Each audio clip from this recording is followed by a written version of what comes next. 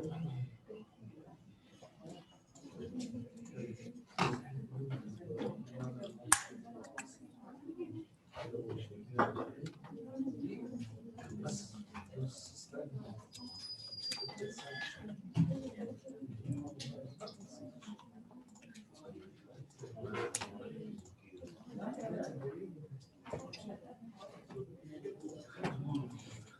you need a pen?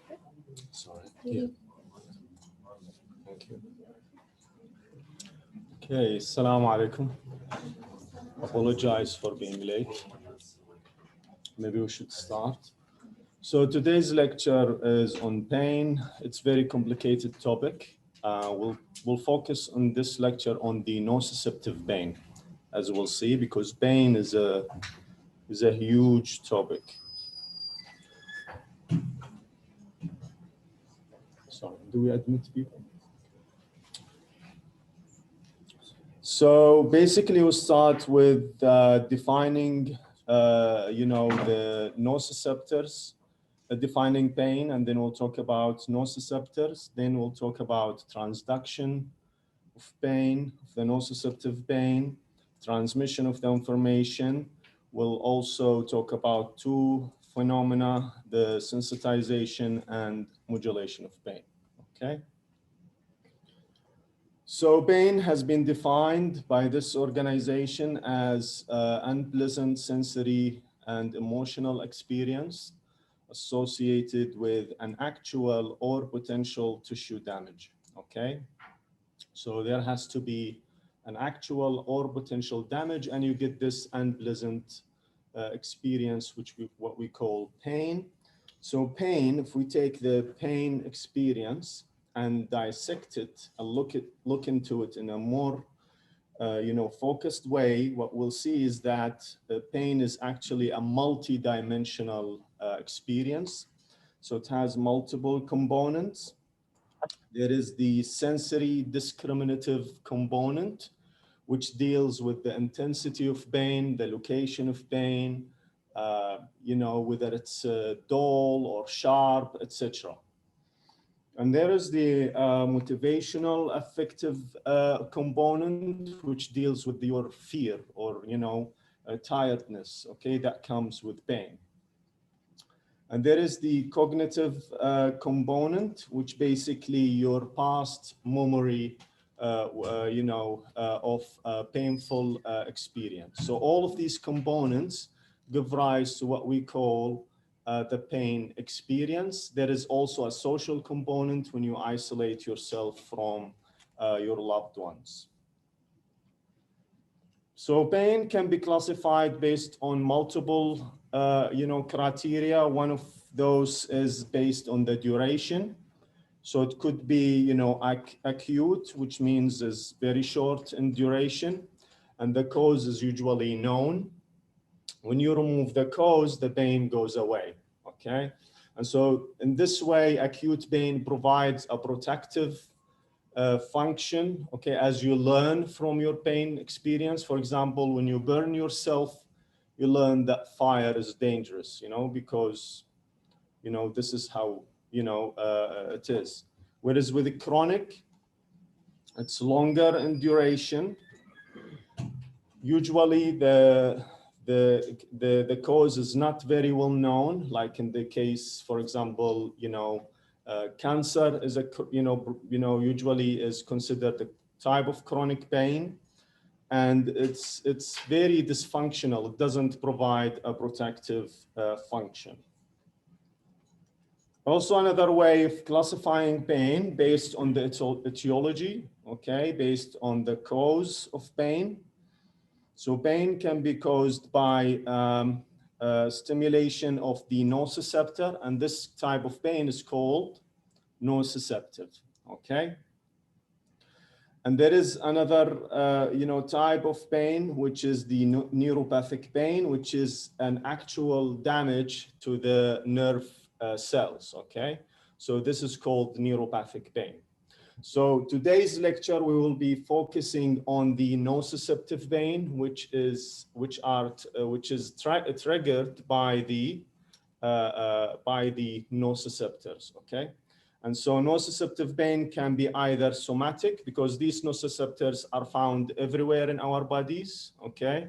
So somatic meaning that it comes from the surface of your body, and visceral coming from the information coming from the visceral organs, okay? Is this clear? Okay, so today's focus on the nociceptive pain. Now, with nociceptive pain, there are multiple stages. There is the, starts with the transduction of the signal. So we have the noxious stimulus.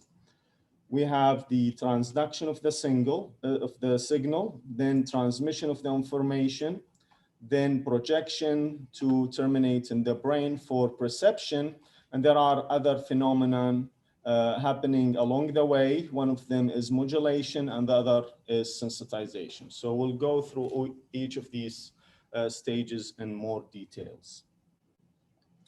So with the transduction, as we said, that nociceptive pain is triggered by the work of which type of receptors? Nociceptors, very good. So these nociceptors are free nerve ending found everywhere in our body, like the skin, bones, muscle, joints, most internal organs. However, we don't have nociceptors on our brain, okay? So there is, if you touch your brain, you wouldn't sense anything, okay? Because we don't have nociceptors in there. However, nociceptors are found in the meninges covering your brain, okay? So these nociceptors, they are slowly adapting, okay? So they always respond. And so there are multiple types of them, as we learned in the previous, with the previous lectures. So we have the nociceptors that are linked to the C fibers, the unmyelinated C fibers. And we have the nociceptors that are linked to the A delta fibers. And so the C fibers and nociceptors, they are considered polymodal, meaning that they can respond to all kinds of damaging stimuli, like, whether it's chemical, mechanical, or thermal noxious stimuli. Whereas with the A delta nociceptors, they are more selective. So we have subtypes which are more responsive to mechanical or chemical, stimuli. And we have the ones which are more, specialized to respond to noxious thermal stimulus, okay? Now, how are these nociceptors have the capability of responding to noxious stimulus is that scientists have worked on the, characterizing those nociceptors and studying them. And what they found is that there are multiple receptors or channels that are expressed on these nociceptor neurons, which are sensitive, each sensitive to a specific noxious stimulus. For example, we have the acid sensitive ion channels, ASC, okay? So this is the short for the acid sensitive ion channels. These are more sensitive to changes in pH, okay? And we have channels which are more sensitive to extreme heat, like the TRBV1.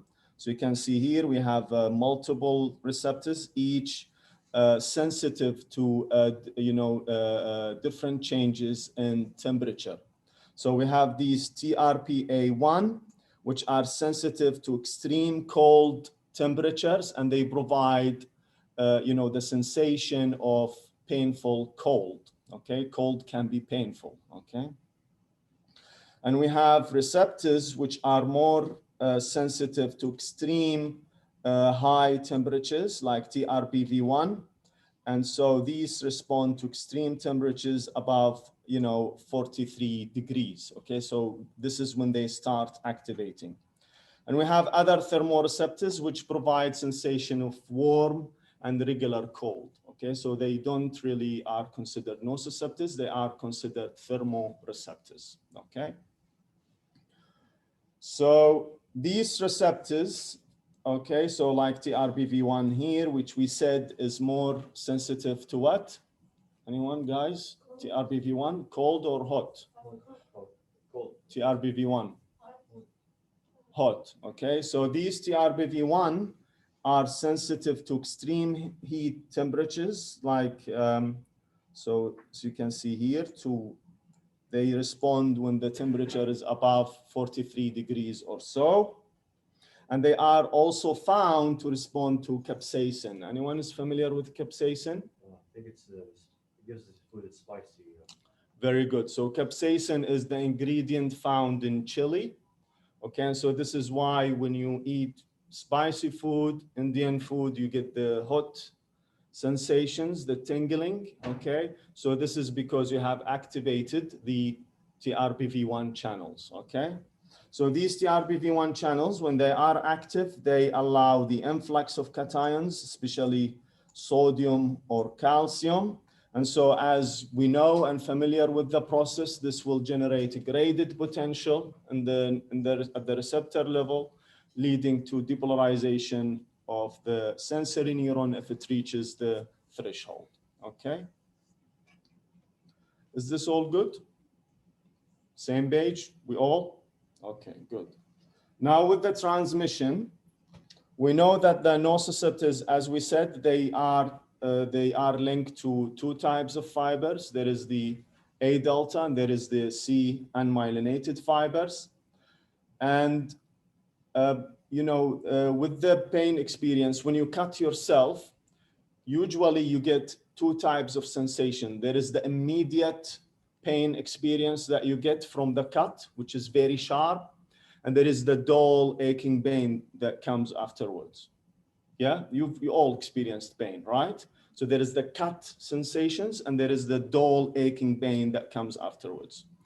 It's been believed that the sharp first pain that you get is mainly mediated by the faster ones, the myelinated A delta fibers, which we said they are more specialized. So these usually are the ones that respond first to provide you with the first pain experience that you get, the sharp one. Whereas the second long-lasting pain is mediated by the unmyelinated C fibers, the poly model, okay?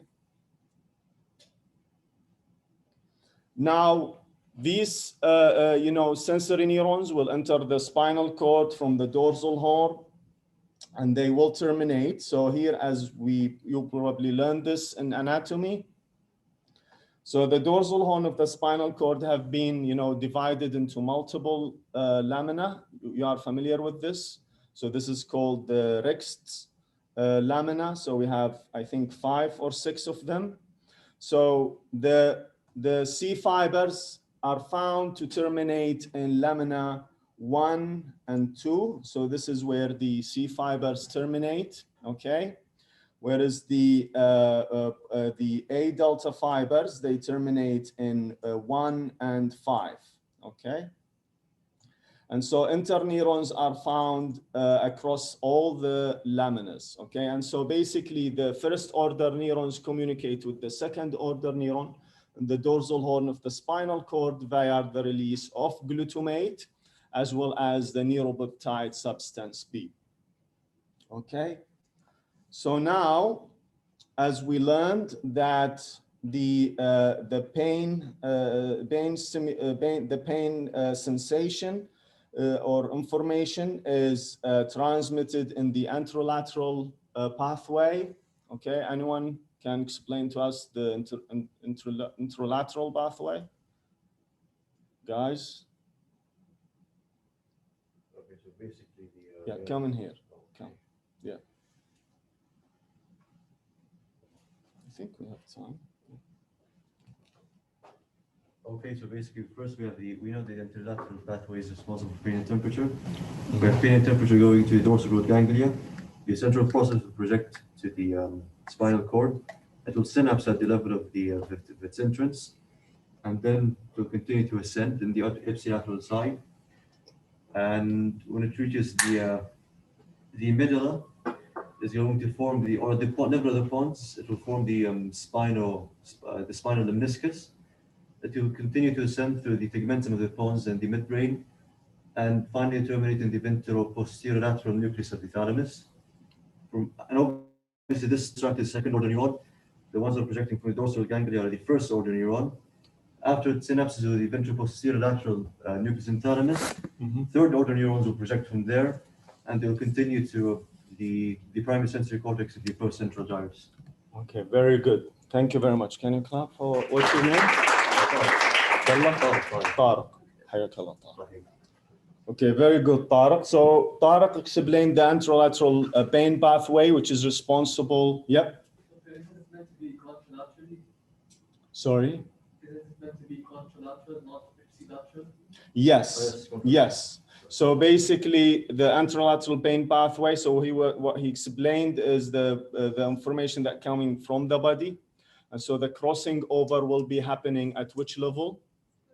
At the spinal cord. Very good. So it will be a crossing over and then projecting. Okay, so contralaterally to the thalamus. So if it's from the body, it will be terminating in which region in the thalamus? The ventral posterior lateral nucleus. Okay, then we'll be projecting to the somatosensory cortex. If it's from the face, then it will be entering from the trigeminal ganglion. I think there are 3 cranial nerves which are responsible for transmission of the pain information, which are the, I think, cranial number 7, 9, and 10, if I'm not mistaken. And so, yeah, so what will happen is that they will descend to 1 or 2 levels, then will be terminating in the spinal trigeminal nucleus at the, in the medulla, then will be crossing over and projecting in the trigeminothalamic tract to terminate in the ventral posterior medial nucleus of the thalamus, where they will be synapsing with a third order neuron to finally terminate in the somatosensory cortex. And so this pain pathway is mainly concerned with the sensory discriminative component of pain. Okay, so as we learned from the first slides that we have multiple components of pain, right? So we have the emotional component, the cognitive component, and we have the sensory discriminative, the intensity of pain, the location, etc. And so this pathway is mainly concerned for transmitting the sensory discriminative component. And so as you learned that the difference between the anterolateral pathway and the dorsal column pathway is that the crossing over in the dorsal column, where does it happen? At the level of the medulla. And so this is why in a unilateral lesion of the spinal cord, you get an ipsilateral loss of the mechanosensations and contralateral loss of the temperature and pain sensations. Okay. Now, so we said that the anterolateral pathway is mainly concerned with providing the sensory discriminative aspect of pain. However, it's not very simple with the other components of pain, the emotional side of pain. So some of these fibers that run in the anterolateral system will terminate in multiple locations in the brainstem.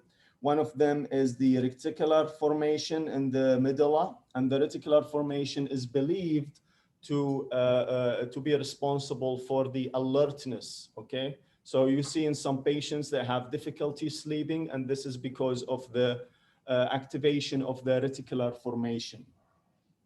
And so we have also fibers that are terminating in this nucleus in the pons, the parabrachial nucleus, which in turn will be projecting to the amygdala and the hypothalamus. And some fibers will be going to the medial thalamic nuclei, finally terminating in the limbic areas, which are the cingulate cortex and the insula. And so all of these parts, the cingulate cortex, the insula, the amygdala, they are responsible for processing the emotions that comes with pain.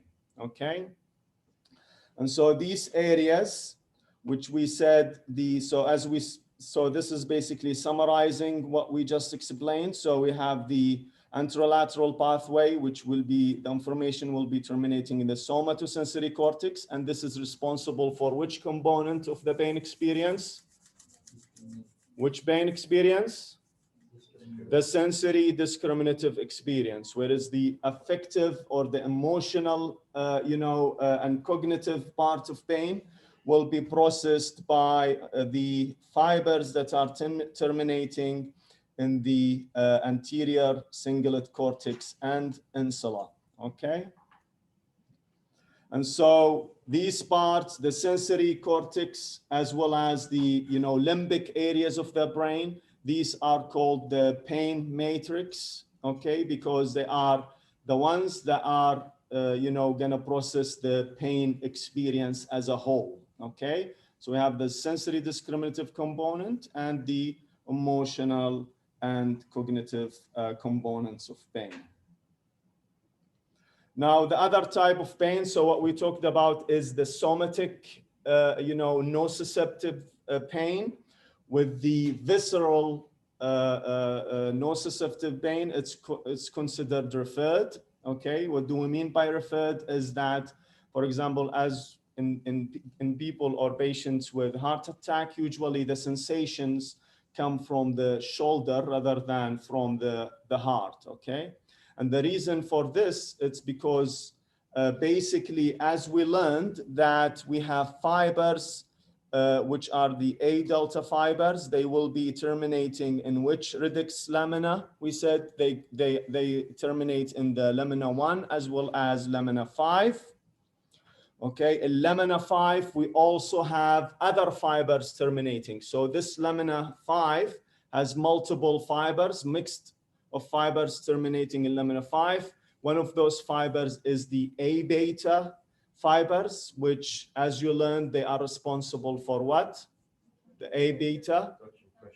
Touch and pressure, very good. So they also terminate in lamina 5. Also, the nociceptors that are coming from the visceral organs, they also terminate in lamina 5. And so you get this crosstalk between fibers. And so the nociceptors that are, innervating the heart, they enter and terminate in lamina 5 at the same level that are the mechanoreceptors that are coming from the shoulder.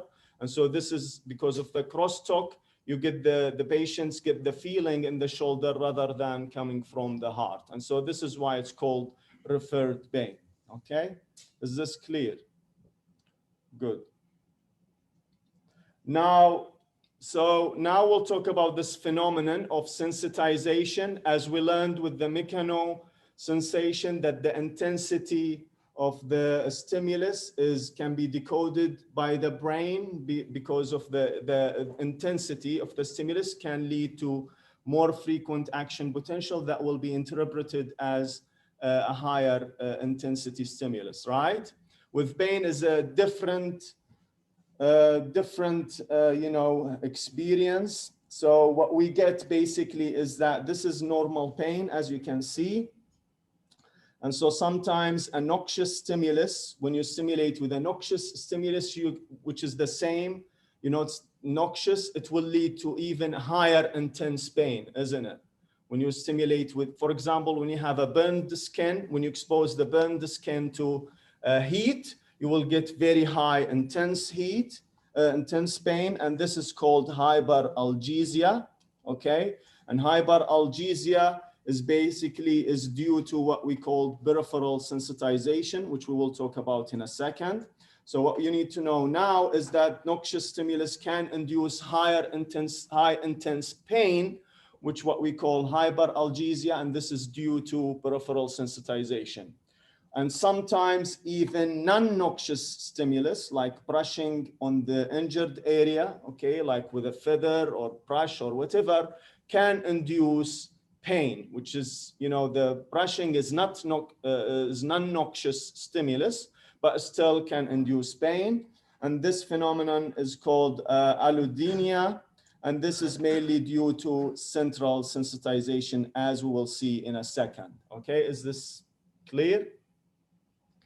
Now with hyperalgesia, because we know like when you injure yourself, what's going to happen is that you're going to damage some tissues. And so because of the damage that you get to the tissues, you get release of many substances, some of which is, ATP, protons. We have increased extracellular potassium. We have, bradykinin, etc. So these substances would also recruit, immune cells to the site of injury, right? So these immune cells is gonna in turn also secrete cytokines, okay? These cytokines would promote the synthesis of prostaglandins, right? Because there would be an upregulation of the enzyme, which is the COX-1 and 2, which will, contribute into the synthesis of prostaglandins. So prostaglandin, what these things gonna do, these substances, they will sensitize the nociceptor. And so basically they either can directly or indirectly interact with the ion channels on the nociceptor to sensitize them, to make them hyperactive. For example, we know with the prostaglandins, we have G protein coupled receptors expressed on the nociceptor, okay? And so binding of the prostaglandin to these G protein coupled receptors will lead to a signal transduction cascade that will phosphorylate the voltage gated sodium channels, making them active to even lower threshold stimulus. And so this will make them respond more to even less stimulus. Is this clear?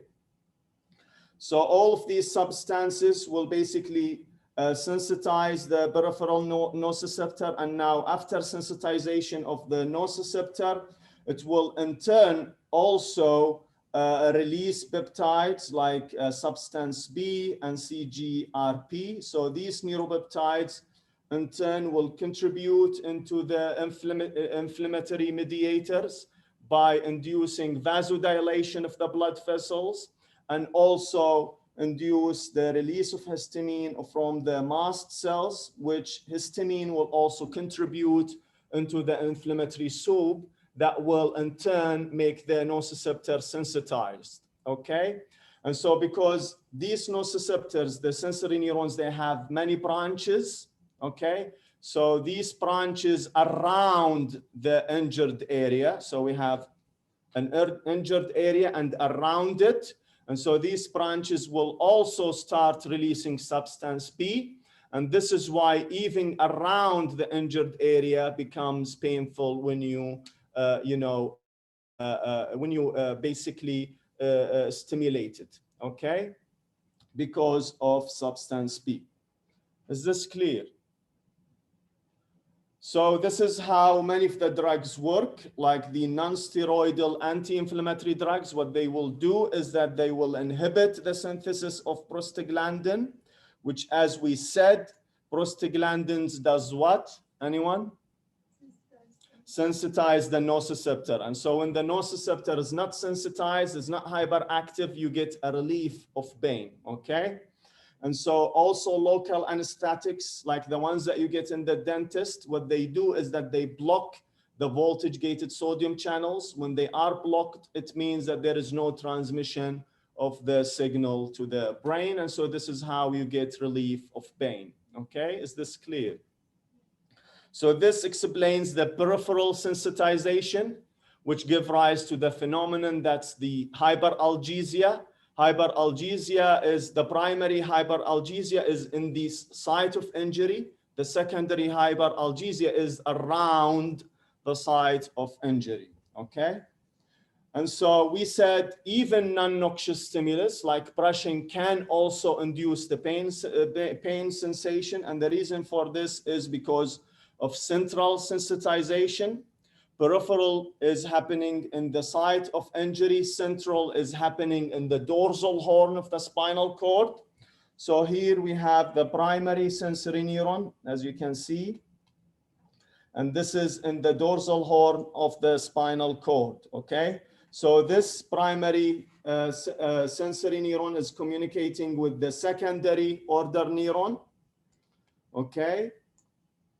And so these will communicate with the, through the release of which neurotransmitters?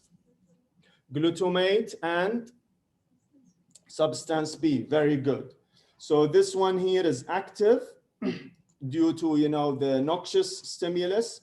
So this will release glutamate and substance B with constant activation, because there is constant activation. What will happen is that we know that glutamate bind to which receptors?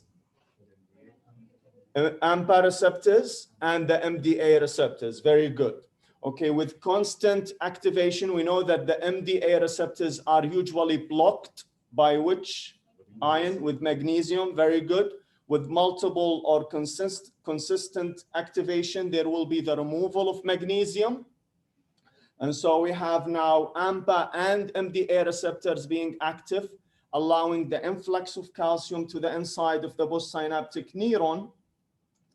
And what will happen is that we know that calcium will induce a signal transduction cascade. And as we know that it works as a second messenger, which what will do is that by the end, it will basically induce the upregulation of more AMPA receptors to be inserted in the postsynaptic membrane. Okay, as you can see here, we have more AMPA receptors being inserted in the postsynaptic membrane in order to respond even more, okay? And so this is what we call central sensitization. And this type of mechanism is what we call plasticity, because the synapse is plastic, it can change, right? And so through the insertion of more AMPA receptors, you get even higher response to even non-noxious stimulus can be detected, through activation of the, of the nociceptors, right? And there is also another mechanism where, because of the constant, activation, okay, and through the release of substance B, basically there is recruitment of microglial cells. Okay, we know microglial cells, they are the immune cells, okay? And so these will start releasing cytokines, which will also induce synthesis or indirectly promote synthesis of prostaglandins. Prostaglandins, as we learned, will basically make the second order neuron, hyperactive to even low threshold stimulation, okay? Is this clear? Very good. So this is called central sensitization. So now let's talk about modulation. Pain is modulation, is not like one-to-one experience. As we learned, it's a bit more complicated. And so an earlier report of modulation was coming from a guy who served in the US Army, I think maybe World War II or I. So what he noticed is that soldiers who were in who were suffering from very deep wounds, they reported having mild pain. And so what he concluded is that pain can be modulated by strong emotions, right? And so maybe to think of this, if you were in the forest chased by a lion, if you hurt yourself, would you feel that pain or would you stand up and run? Run, okay, because pain is modulated, right? And so they started doing experiments where they stimulated parts of the brain and the brainstem in order to see which parts start, giving, a relief of pain. And what they found is that there is, a part in the midbrain, which is called the pre-aqueductal gray matter, okay, which you can see it here. When this part is electrically stimulated, there is an alleviation of pain. And also later studies, they showed that there are other parts in the brainstem region, which are also help in modulating pain, like these parts, the parabrachial nucleus, the dorsal raphe, the locus coeruleus, and the medullary reticular formation. So the most important part is the pre-aqueductal gray matter, which is believed to work as the coordinating station for the analgesic system. And what's special about these parts is that they have receptors in these parts which responds to opioids. You are familiar with morphine? So morphine has been used for hundreds of years in order to relieve pain, right? And so what they found is that morphine executes its action in these parts of the nervous system, of the brainstem and the dorsal horn of the spinal cord. And the scientists, what they concluded is that morphine executes its action through binding to opioid receptors. These opioid receptors, they are G protein coupled receptors. The later, because the receptors are expressed, they speculated that our body make endogenous opioids. Otherwise, why our bodies have why does it have receptors for morphine? Because there is production of endogenous opioids. And so this is what happens is that they identified these opioids, and there have been, they found 3 families of these opioids. There is the enkephalins, the endorphins, and dynorphins, okay? So they started learning more. One of the mechanisms, which is very well known in how pain gets modulated, is that we said that the pre-aqueductal gray matter work as the coordinating station for the analgesic system. And so what will happen is that when there is a strong emotions, there will be communication with the pre-aqueductal gray matter in the midbrain, which will send a neuron to the nucleus raphe magnus in the medulla, which will be in turn descending to the dorsal horn of the spinal cord to synapse with the ascending nociceptor, or the nociceptor that are being stimulated, okay, by the noxious stimulus. What will happen is this. So basically we have this descending neuron coming from the raphe. This will start communicating with the inhibitory interneuron, this green interneuron, by release of serotonin. This inhibitory interneuron become active and will start releasing enkephalin, which we said is an opioid. Enkephalin will interact with the afferent neuron, the nociceptor, and the second order neuron. So enkephalin, we said, will bind to opioid receptors, which we said they are what? What type of receptors they are? G protein coupled receptors. So indirectly, what activation of the G protein coupled receptors will indirectly interact in the nociceptor. What will do is that it will inhibit the calcium channels. And so there will be reduced release of the neurotransmitters, okay? And there is also on the second order neuron, what we'll do is that it will open potassium channels to hyperpolarize the second order neuron. And so there will be a reduced, transmission of the signal to the brain. Is this clear? Very good. Now, there is also another mechanism that has been proposed where pain gets modulated. So what we mentioned is descending modulation because it's coming from up to down. Whereas with this is ascending inhibition or modulation. And this is a theory which is called the gate control theory of pain, which suggests, for example, when you hurt yourself, the first thing you do is rub around the area of injury, right? So you're creating a mechanosensation on the injured area.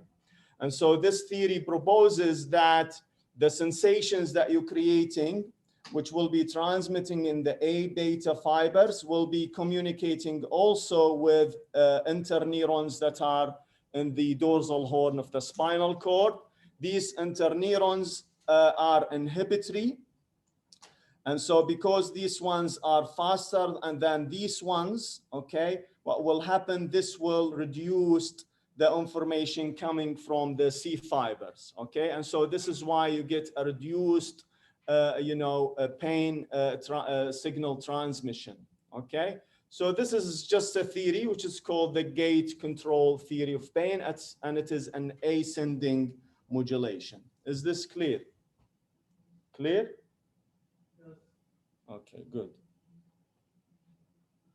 So this is just to show that there are other modulating factors, okay, that can reduce pain, and we experience this in everyday life.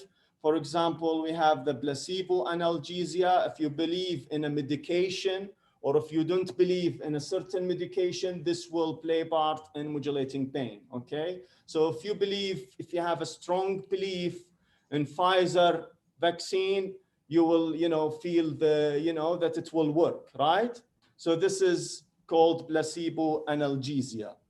There is also the emotional arousal, which can help in modulating pain. If you are excited, if you are preoccupied with a task, if you like playing PlayStation, if you are in pain, playing what you like, PlayStation will help you in reducing your pain, right?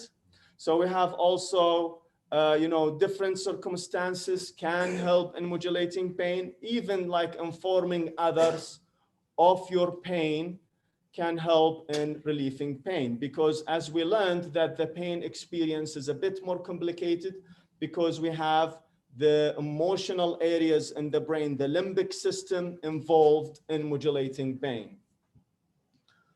So this is very brief slide, just showing you the principles of the management of pain. You could either remove the cause of pain, for example, in the case of infection, where treating with antibiotics would treat or remove the source of pain, and so this is how you get an analgesic effect, or by symptomatic treatment to alleviate the pain experience, like treating with the non-steroidal anti-inflammatory drugs, or with opioids, okay, or with local anesthetics, which we said, they work through different mechanisms, to inhibit the pain sensation. This is the end of the lecture. Any questions? Yes. Why do we need central sensitization? Good question. Yeah.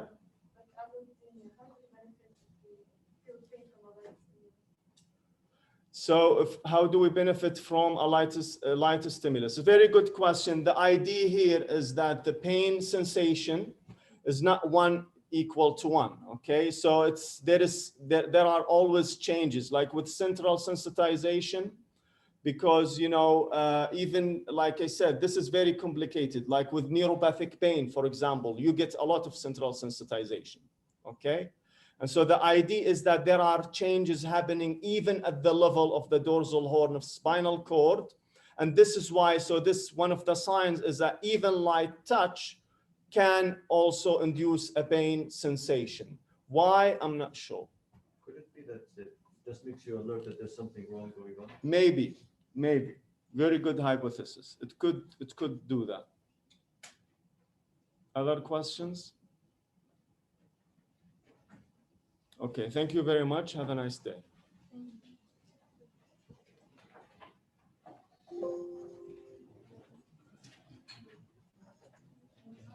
Any questions?